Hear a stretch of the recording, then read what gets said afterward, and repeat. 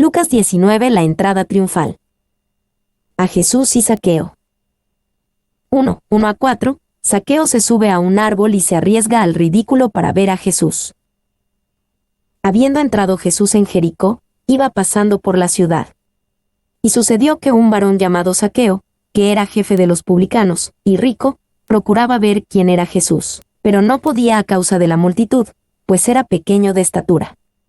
Y corriendo delante, subió a un árbol sicómoro para verle, porque había de pasar por allí. Habiendo entrado Jesús en Jericó, iba pasando por la ciudad. Jericó era una ciudad antigua e importante, y mientras Jesús pasaba por la ciudad en su camino a Jerusalén, parece ser que la razón era para encontrarse con este varón llamado Zaqueo. Y Jericó era una ciudad próspera. Tenía un gran bosque de palmeras y balsámicos de fama mundial que perfumaban el aire por millas alrededor. Sus jardines de rosas eran conocidos por todas partes. Los hombres la llamaban la ciudad de las palmeras. Josefo la llamó una región divina, la más gorda de Palestina. Los romanos llevaron sus dátiles y bálsamo para el comercio y fama mundial. Barclay. B. Zaqueo, que era jefe de los publicanos. Zaqueo no solo era un publicano, sino el jefe de los publicanos, y los judíos odiaban a hombres como él. Esto no solo era debido a su desagrado natural a los impuestos, sino por la práctica conocida como granjeo de impuestos. El recolector hacía su ganancia con cualquier extra que pudiera cobrarle a sus víctimas. Un publicano estaba altamente motivado para hacer los impuestos lo más alto posible. Y, cuando los publicanos vinieron a Juan el Bautista, preguntando cómo podrían estar bien con Dios, él les dijo: no exijáis más de lo que os está ordenado. Lucas 3:13. Si tú eras un publicano, y eras rico, eras un pícaro.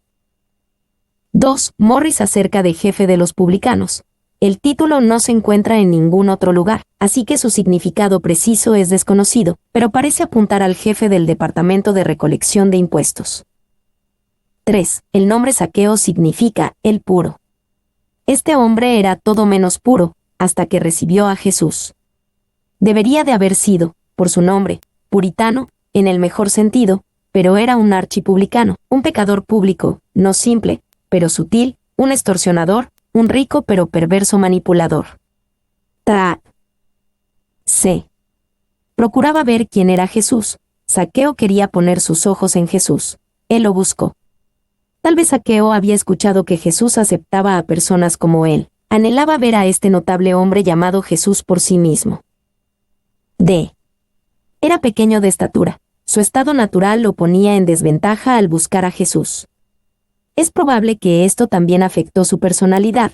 De tamaño pequeño, podemos imaginarnos cómo otros odiaban y se burlaban de Zaqueo y cómo regresó el favor al aumentar los impuestos de sus víctimas.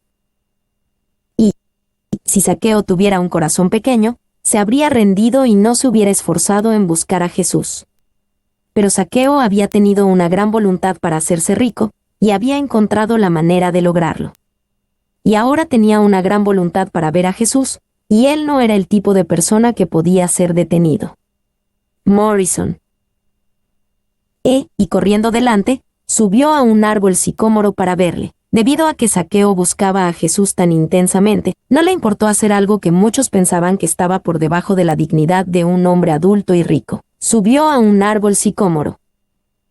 Y él trepó el árbol como un niño pequeño, y sin saberlo cumplió la palabra de Jesús que a menos que seamos como niños, no veremos el reino de Dios. Mateo 18:3. 2. Un viajero describe el árbol como un roble inglés, cuya sombra es bastante placentera. Es muy fácil de trepar. Barclay. 3. Desearía que hubiera más de nosotros a quienes no les importara que se burlaran de nosotros si solo lo que hicimos nos ayudó a ver a Jesús. McLaren. 2, 5-6. Jesús se invita a la casa de Zaqueo.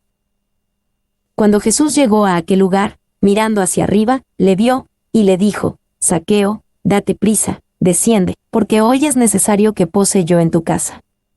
Entonces él descendió a prisa, y le recibió gozoso. Mirando hacia arriba, le vio, debido a que Zaqueo trabajó duro y se arriesgó a avergonzarse para ver a Jesús. Jesús lo vio y no lo pasó. En el mejor sentido, Zaqueo sobresalió ante Jesús, y Jesús se conectó con él. Ve, Zaqueo, date prisa. Jesús empezó llamando a Zaqueo por su nombre. Jesús sabía la importancia del nombre de una persona. Esta puede haber sido la primera vez que Zaqueo escuchó a alguien además de su madre decir su nombre de forma amable. Y, decir su nombre hizo toda la diferencia. Jesús le dijo a Zaqueo, te conozco y tengo derecho sobre ti. 2. Jesús sabía la importancia de un nombre. Él dijo que él llama a sus ovejas por nombre, a este abre el portero, y las ovejas oyen su voz, y a sus ovejas llama por nombre, y las saca. Juan 10:3. En Apocalipsis, se nos promete un nuevo nombre que solo Dios y nosotros sabremos. Cuando lleguemos a los cielos, habrá alguien allí que conoce nuestro nombre. C. Date prisa, desciende. Jesús le dijo a Zaqueo que se apurara y descendiera. Si no se apuraba, la oportunidad podría perderse. Si no se bajaba, nunca conocería a Jesús. Y esto nos dice a cada uno, baja de tu lugar alto. Jesús nunca hubiera comido con Zaqueo si él se hubiera quedado en el árbol de sicomoro. D. Hoy es necesario que pose yo en tu casa. Jesús no solo quería predicarle a Zaqueo y convertirlo en el sentido espiritual o religioso. Jesús deseaba tener una relación real con Zaqueo, empezando con una comida y pasando tiempo juntos. Y Jesús se invitó a pasar tiempo con Zaqueo, el rechazado odiado.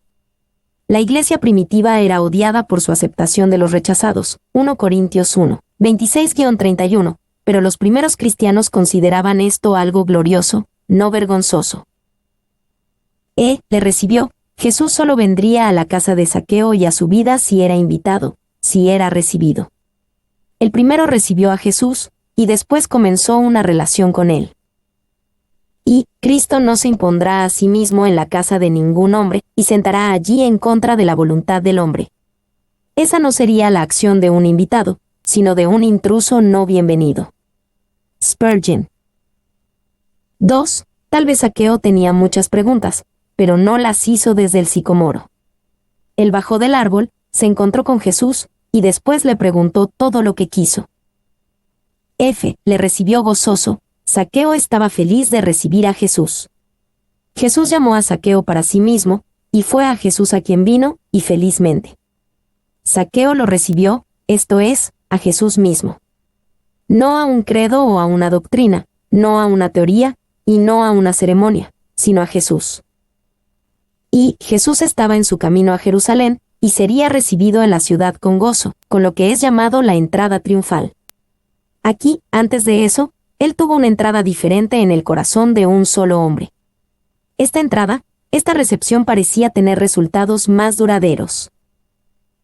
2. Jesús se alegra de recibir a los pecadores, y ellos se alegran de ser salvos. Sabemos que la alegría de Jesús es mayor, porque es más bendecido dar que recibir. 3. Zaqueo es un modelo para todos de cómo recibir a Jesús. Recibe a Jesús buscándolo con un esfuerzo verdadero. Recibe a Jesús humillándote a ti mismo. Recibe a Jesús sin importar qué tan pecador u odiado seas. Recibe a Jesús como Él te invita por tu nombre. Recibe a Jesús sin demora. Recibe a Jesús bajando a Él. Recibe a Jesús mismo. Recibe a Jesús en tu vida, tu hogar. Recibe a Jesús alegremente. Recibe a Jesús a pesar de lo que otros digan. Recibe a Jesús con arrepentimiento y restitución. 3. 7-10. Zaqueo renuncia a su pecado y Jesús proclama su salvación. Al ver esto, todos murmuraban, diciendo que había entrado a posar con un hombre pecador. Entonces Zaqueo, puesto en pie, dijo al Señor, He aquí, Señor, la mitad de mis bienes doy a los pobres, y si en algo he defraudado a alguno, se lo devuelvo cuadruplicado. Jesús le dijo, Hoy ha venido la salvación a esta casa, por cuanto él también es hijo de Abraham. Porque el Hijo del Hombre vino a buscar y a salvar lo que se había perdido.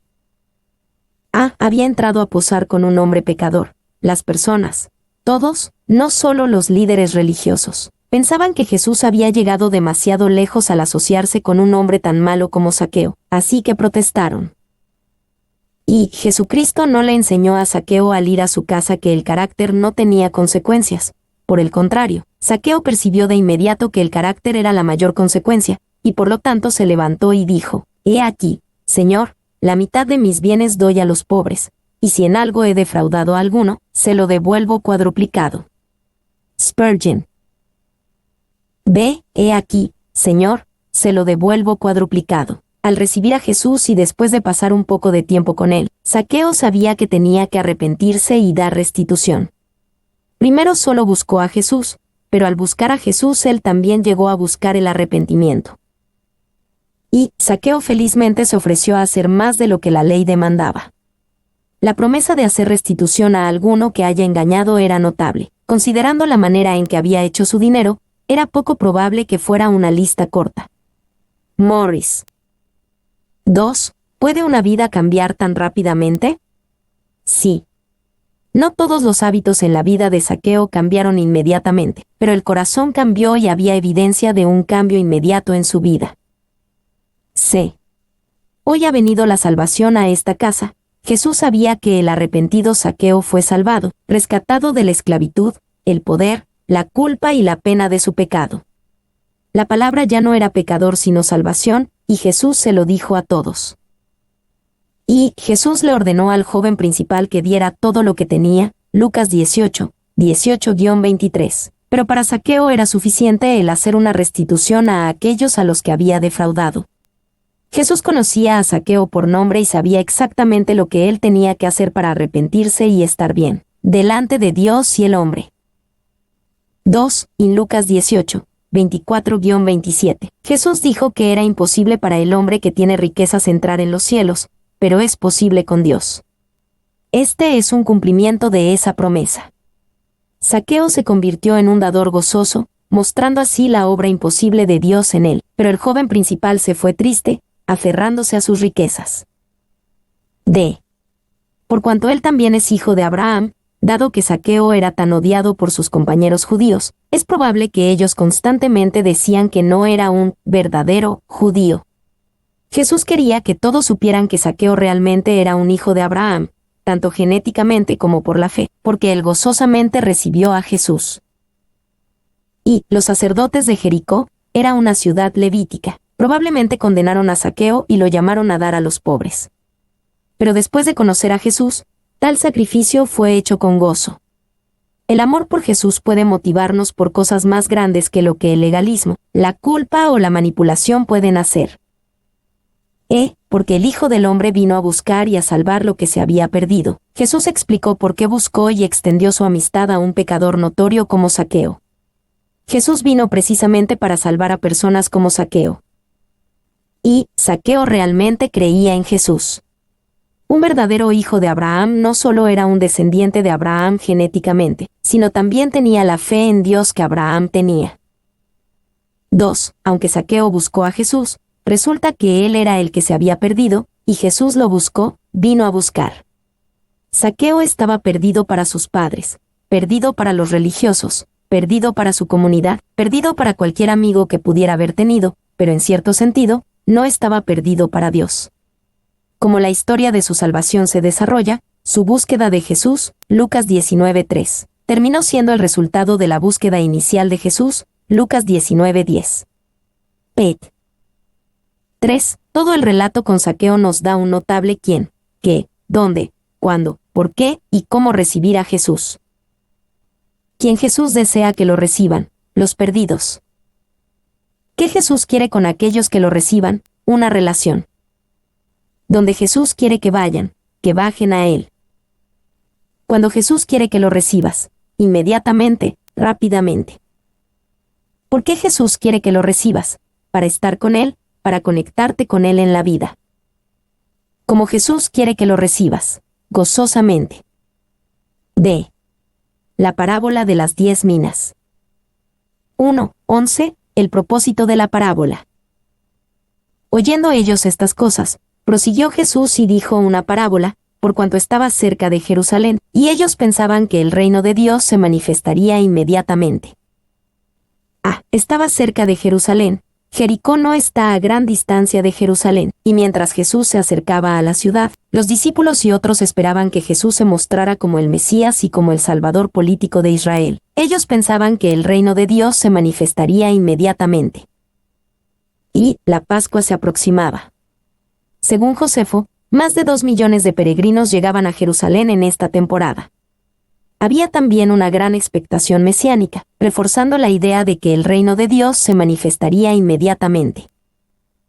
2. George MacDonald escribió una rima corta sobre las expectativas confusas de ellos.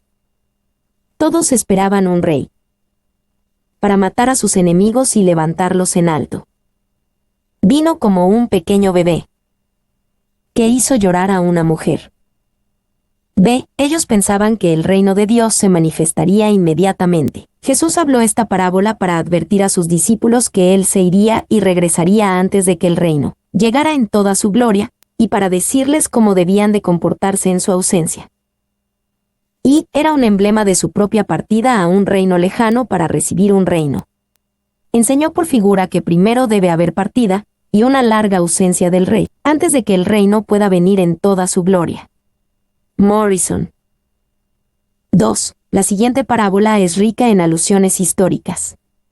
El Salvador probablemente derivó los detalles de esta parábola de la verdadera historia de Arquelao, el hijo de Herodes, quien después de la muerte de su padre fue a Roma para recibir la soberanía sobre parte del reino de su padre de acuerdo con las intenciones del testamento de su padre. Su confirmación por parte del emperador romano era necesaria, porque el imperio de Herodes en realidad formaba parte del imperio romano. Una embajada judía en ese tiempo también fue a Roma a disputar el reclamo de reinado de Arquelao al reino, pero el emperador, sin embargo, lo nombró gobernante de todos modos, aunque no lo nombró rey soberano por completo, sobre la mitad del reino de su padre. Heldenois. 2. 12 a 13, el amo distribuye minas, unidades de dinero. Dijo, pues, un hombre noble se fue a un país lejano, para recibir un reino y volver. Y llamando a 10 siervos suyos, les dio 10 minas y les dijo, negociad entre tanto que vengo. Algún hombre noble se fue a un país lejano, para recibir un reino y volver. Esta parábola es diferente a la parábola de los talentos en Mateo 25. Aquí, a 10 siervos se les dio la misma cantidad de dinero, con el valor de alrededor de 3 meses de trabajo. Y Dios distribuye talentos de forma diferente, de acuerdo a sus propios deseos. Otros son dados universalmente a cada creyente, como el Evangelio, que es dado a cada cristiano de igual manera. 2. Les dio 10 minas. No es que cada siervo recibió 10 minas, sino que las 10 fueron distribuidas entre el grupo, una para cada uno de los 10 siervos. B. Negociad entre tanto que vengo. Mientras el amo estaba lejos, recibiendo su reino, se esperaba que los siervos negociaran, usar los recursos que el amo les había dado, y usarlos al máximo. 3. 14. La rebelión de los ciudadanos. Pero sus conciudadanos le aborrecían, y enviaron tras él una embajada, diciendo, no queremos que éste reine sobre nosotros. Pero sus conciudadanos le aborrecían. Estos eran los conciudadanos del noble, que vivían en el área que gobernaba. Estos no eran los siervos que recibieron las minas. B. No queremos que éste reine sobre nosotros. Estos ciudadanos le aborrecían, y lo hicieron claro a los nobles. En la parábola de Jesús, el hombre noble no hizo nada para merecer este rechazo. Fue solo porque los conciudadanos tenían corazones llenos de odio. 4. 15 a 19. Los primeros 2 siervos dan cuenta a su amo. Aconteció que vuelto él, después de recibir el reino, mandó llamar ante él a aquellos siervos a los cuales había dado el dinero, para saber lo que había negociado cada uno. Vino el primero, diciendo, Señor, tu mina ha ganado 10 minas. Él le dijo, está bien, buen siervo, por cuanto en lo poco has sido fiel, tendrás autoridad sobre 10 ciudades. Vino otro, diciendo, Señor, tu mina ha producido 5 minas. Y también a este dijo, tú también sé sobre 5 ciudades. Aconteció que vuelto él, después de recibir el reino, mandó llamar ante él a aquellos siervos a los cuales había dado el dinero, para saber lo que había negociado cada uno. Cuando el amo regresó, se encargó primero de sus siervos. Más tarde se encargó de los ciudadanos rebeldes, pero ellos no fueron su primera preocupación. Primero quería saber qué tan fieles habían sido sus siervos en su ausencia. Vino el primero, diciendo: Señor, tu mina ha ganado 10 minas. El primer siervo trajo un buen reporte. Él negoció con la mina de su amo, y tenía 10 minas más como resultado. Esto fue un impresionante aumento del 1000%. Y el primer siervo escuchó un hermoso elogio de su amo: Está bien, buen siervo, por cuanto en lo poco has sido fiel, tendrás autoridad sobre 10 ciudades. Debido a que él había demostrado fidelidad al manejar los recursos de su amo, se le dio autoridad sobre 10 ciudades en el reino que su amo acaba de recibir. 2. Tendrás autoridad. La recompensa por un servicio fiel no es el descanso, sino más servicio. Esto es enteramente agradable para el siervo de Dios. La recompensa de un trabajo bien hecho era más trabajo que hacer. La gran recompensa de Dios para el hombre que ha pasado la prueba es más confianza. Barclay. C. Señor, tu mina ha producido 5 minas. El segundo siervo trajo otro reporte bueno. Él negoció con la mina de su amo y tenía 5 minas más que mostrar, un aumento del 500%. Y cada uno de los siervos acreditó el regalo de su amo, tu mina, por el trabajo en lugar de sus propios esfuerzos e inteligencia. No fueron mis dolores, sino tu mina lo ha hecho. 2. Él también fue recompensado, aunque no con las palabras: Está bien, buen siervo. El número de ciudades sobre las que se le dio autoridad estaba en proporción a su fidelidad al hacer negocios con los recursos de su amo. 5. 20-26. El tercer siervo da cuenta a su amo. Vino otro, diciendo: Señor, aquí está tu mina, la cual he tenido guardada en un pañuelo, porque tuve miedo de ti, por cuanto eres hombre severo, que tomas lo que no pusiste, y ciegas lo que no sembraste. Entonces él le dijo: Mal siervo, por tu propia boca te juzgo. ¿Sabías que yo era hombre severo, que tomo lo que no puse, y que ciego lo que no sembré? ¿Por qué, pues, no pusiste mi dinero en el banco, para que al volver yo, lo hubiera recibido con los intereses? Y dijo a los que estaban presentes: Quitadle la mina, y dadla al que tiene las 10 minas. Ellos le dijeron: Señor, tiene 10 minas. Pues yo os digo que a todo el que tiene, se le dará, mas al que no tiene, aún lo que tiene se le quitará. Señor, aquí está tu mina, la cual he tenido guardada en un pañuelo. El tercer siervo no tuvo un buen informe. No obedeció la orden de su amo de hacer negocios hasta que volviera. Simplemente mantuvo los recursos del amo y no hizo nada bueno con ellos. Y el tercer siervo justificó su desobediencia al decir que su amo era tan poderoso que no necesitaba la ayuda de su siervo, que tomas lo que no pusiste, y ciegas lo que no sembraste. Mal siervo, por tu propia boca te juzgo. ¿Sabías que yo era hombre severo? El amo no recompensó al tercer siervo. En su lugar, lo reprendió porque el gran poder del amo debería haber inspirado al siervo a una mayor diligencia, no a la desobediencia y a la pereza. Y hubiera sido fácil que este siervo hiciera algo con los recursos de su amo. ¿Por qué? Pues, no pusiste mi dinero en el banco. Sin embargo, por desobediencia, no hizo nada. 2. Esto nos ayuda a entender el plan del amo. No se trataba de hacer dinero a través de sus siervos, sino para crear carácter en ellos. Él no necesitaba que ellos ganaran dinero, pero tenían que trabajar con él para mejorar su carácter. Quitadle la mina, y dadla al que tiene las 10 minas. Al tercer siervo se le quitó todo lo que tenía. Él siguió siendo el siervo de su amo, y seguía en su casa, pero se quedó sin nada. Él demostró ser incapaz de manejar los asuntos de su amo, y no se le dio nada para administrar. Y Jesús enfatizó esto al decir: Pues yo os digo que a todo el que tiene, se le dará, mas al que no tiene, aún lo que tiene se le quitará. La declaración paradójica y casi oximorónica refleja el axioma espiritual registrado anteriormente en Lucas 8:18. Quien sea fiel al Señor será recompensado, quien no lo sea sufrirá pérdidas. La luz recibida brinda más luz, la luz rechazada brinda oscuridad. Pet. 2. En la vida cristiana no nos quedamos quietos. Usamos nuestros talentos y hacemos progresos o perdemos lo que tenemos. Morris. 3. El punto principal de esta parábola está claro: el reino se retrasará, así que debemos de concentrarnos en ser siervos fieles mientras tanto. Nuestro Señor ha salido a una tierra lejana, y un día regresará con su reino. Mientras tanto, se nos ordena negociar con los recursos que nos ha dado hasta que regrese. 4. Con las 10 minas que se entregaron a cada uno, podemos entender el evangelio del reino dado a cada persona que profesa ser un creyente de Cristo, y el cual él debe mejorar para la salvación de su alma. La misma palabra es dada a todos, para que todos crean y puedan ser salvos. Clarke. V. Cuando regrese nuestro Señor, Él nos recompensará de acuerdo a nuestra fidelidad, y seremos recompensados con diferentes niveles de autoridad en su reino. B. Los siervos infieles fueron aquellos que pensaron que debido a que su maestro era tan poderoso, Él no necesitaba su ayuda. Pero esto no se trata de si Él necesita mi ayuda o no, se trata de que necesito ayudarlo y de mi necesidad de ser parte de su trabajo. 6:27. El día del juicio viene para los enemigos del Señor.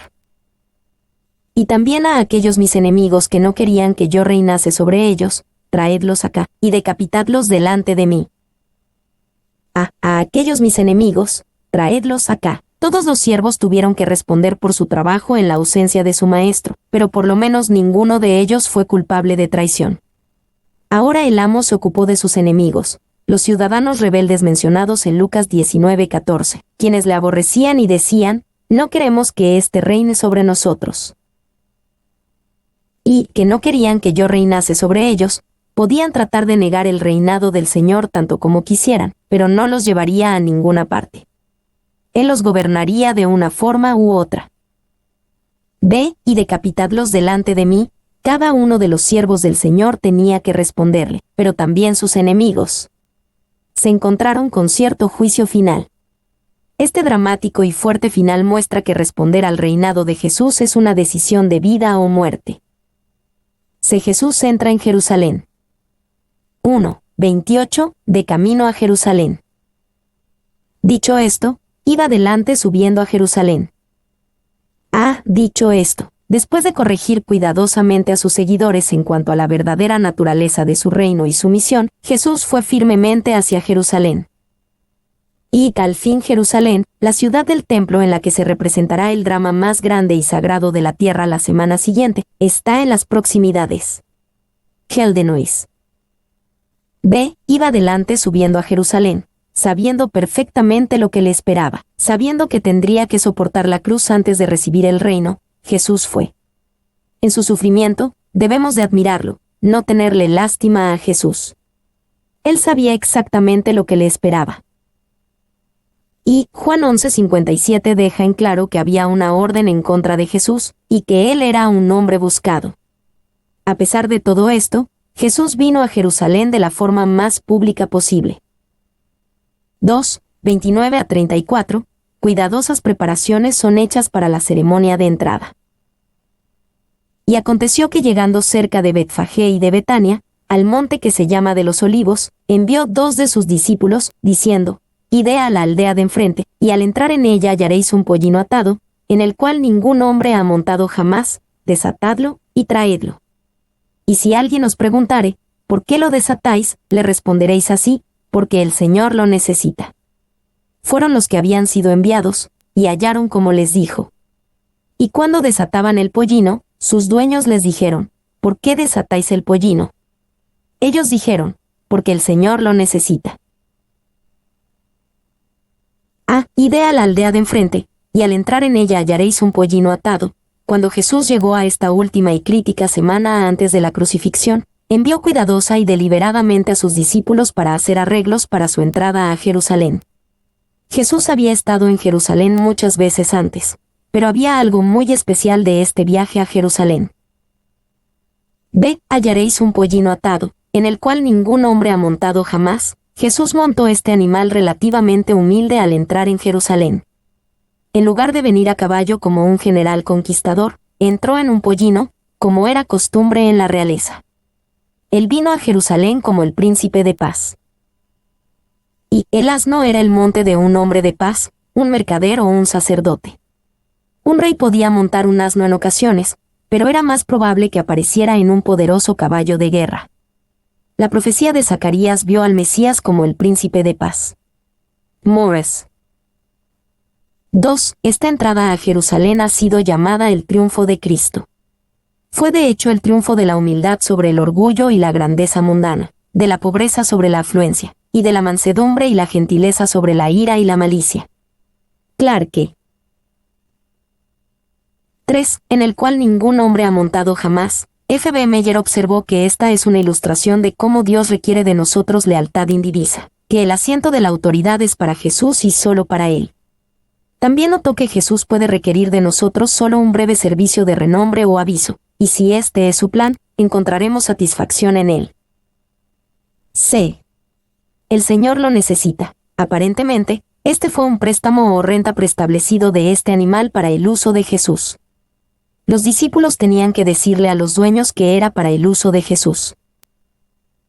Y, normalmente, animales como los burros, para los pobres, y caballos, para los ricos, eran puestos a disposición de los viajeros por un precio, o en ocasiones, para ser prestados. Pate. 2. ¿Qué conjunción de palabras hay aquí? El Señor, y, lo necesita.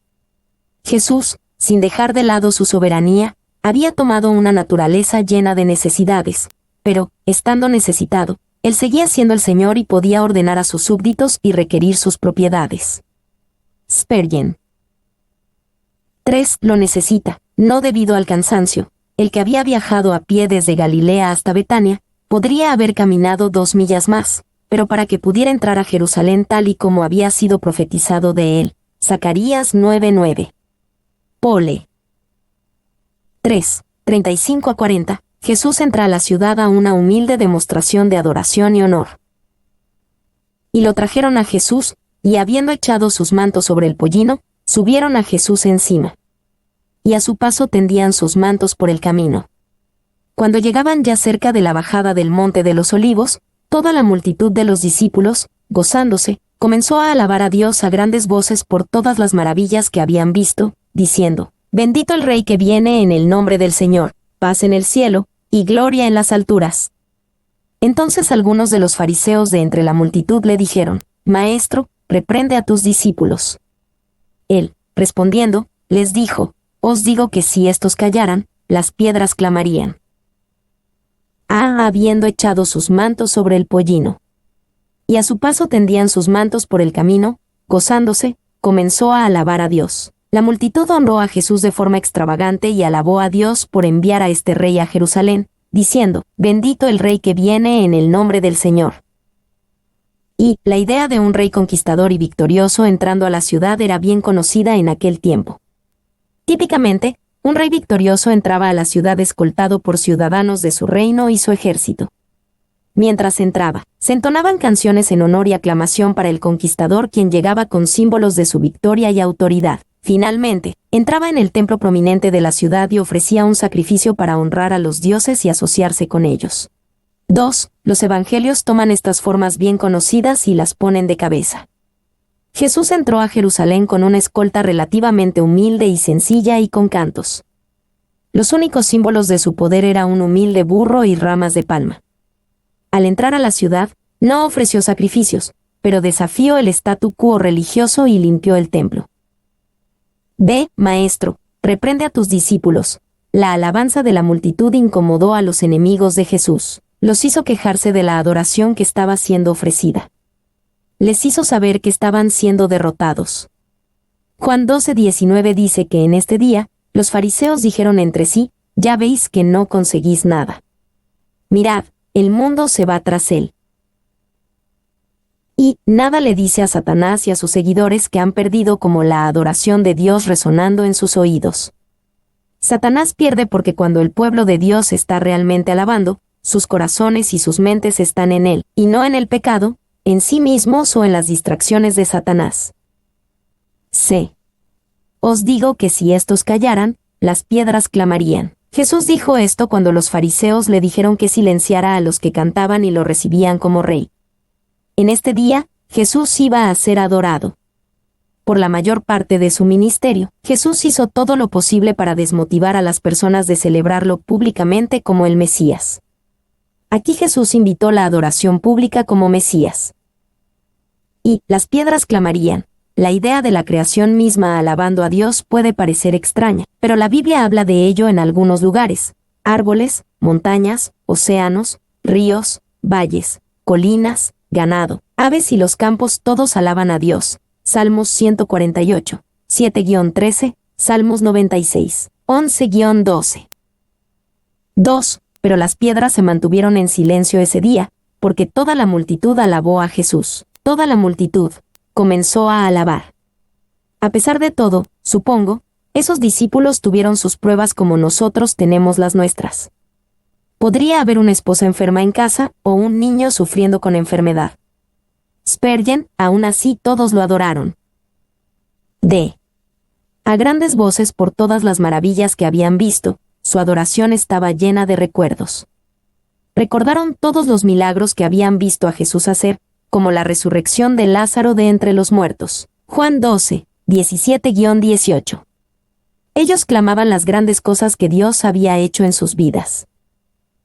Y una gran acusación contra una gran parte de nuestra adoración es que es inconsciente.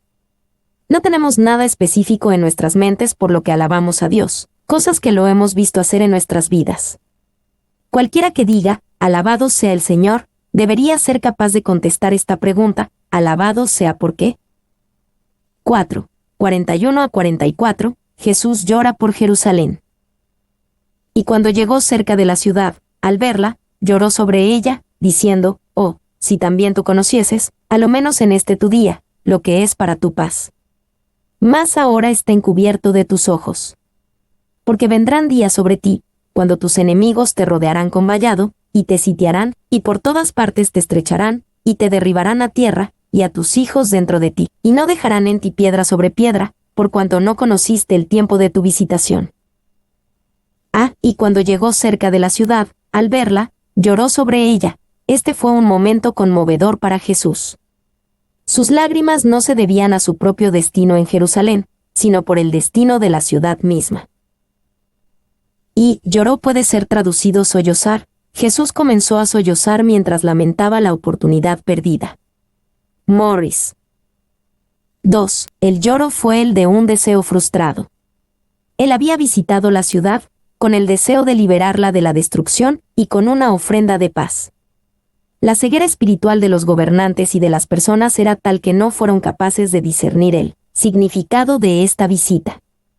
El resultado era inevitable. No habría escape de la destrucción. Morgan. B.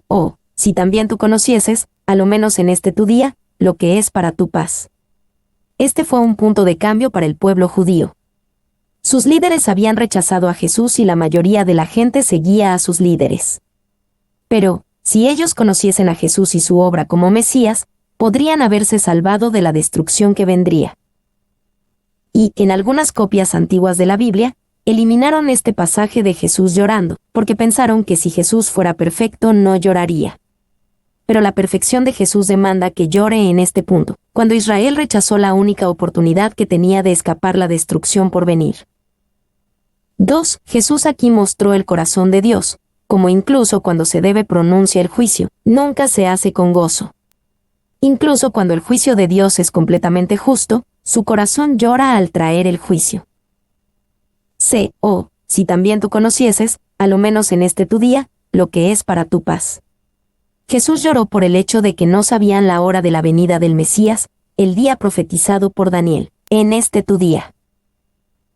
Y en este tu día era tan importante porque probablemente era el día profetizado por Daniel que el Mesías, el príncipe, vendría a Jerusalén. Daniel dijo que pasarían 483 años en el calendario judío desde el día del decreto de sanar y restaurar Jerusalén hasta el día en que el Mesías vendría a Jerusalén.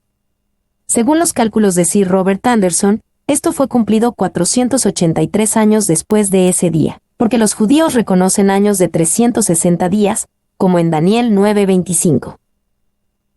2. Este es el día mencionado en los Salmos 118, 24. Este es el día que hizo Jehová, nos gozaremos y alegraremos en él. D.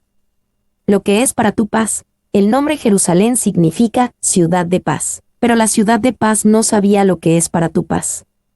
Jesús sabía que su deseo de un Mesías político traería destrucción total en menos de una generación.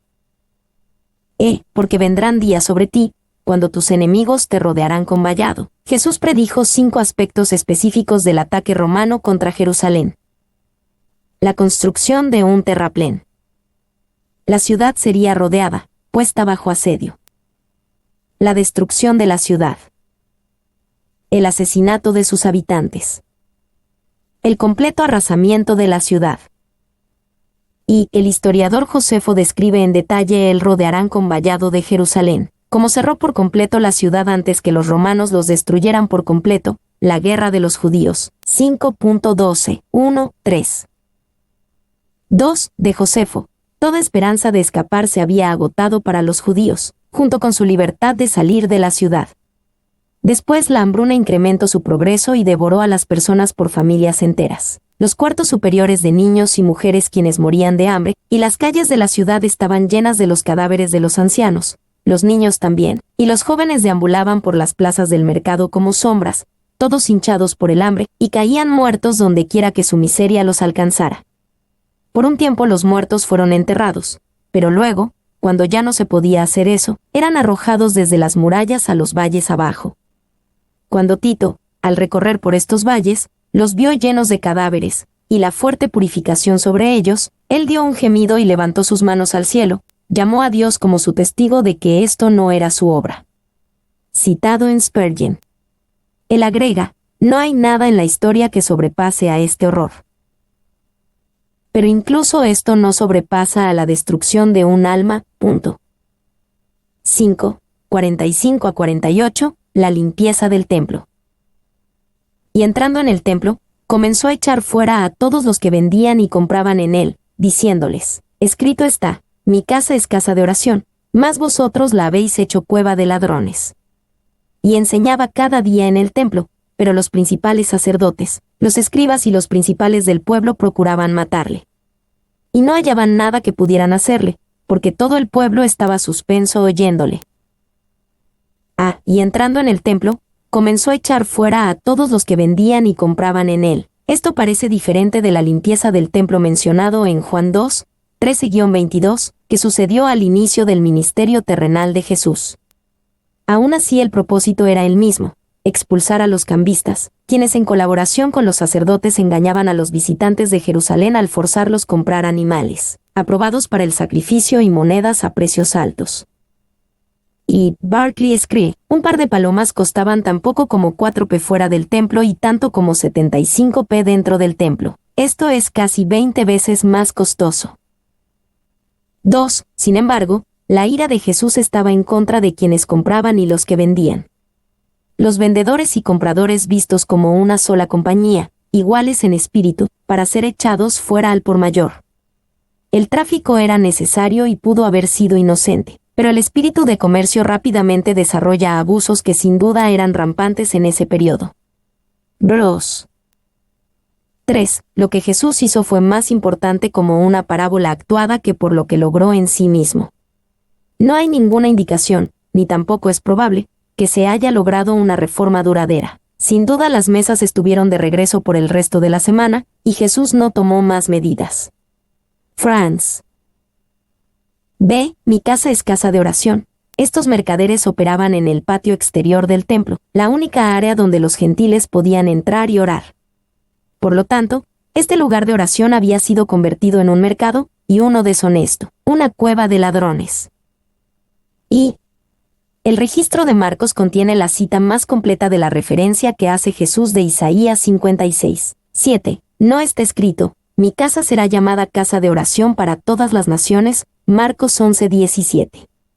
El punto era que Isaías profetizó, y Jesús demandó que el templo fuera un lugar de oración para todas las naciones.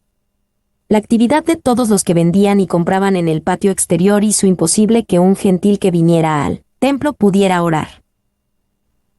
2. En ese escándalo de compras y ventas, de ofertas y subastas, la oración era imposible.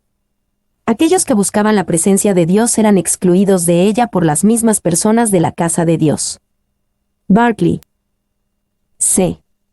Y enseñaba cada día en el templo. Después de correr a los mercaderes del patio del templo, Jesús valientemente continuó su trabajo de enseñanza pública y sanación, Mateo 21:14. Él pudo continuar porque la gente quería escuchar, porque todo el pueblo estaba suspenso oyéndole.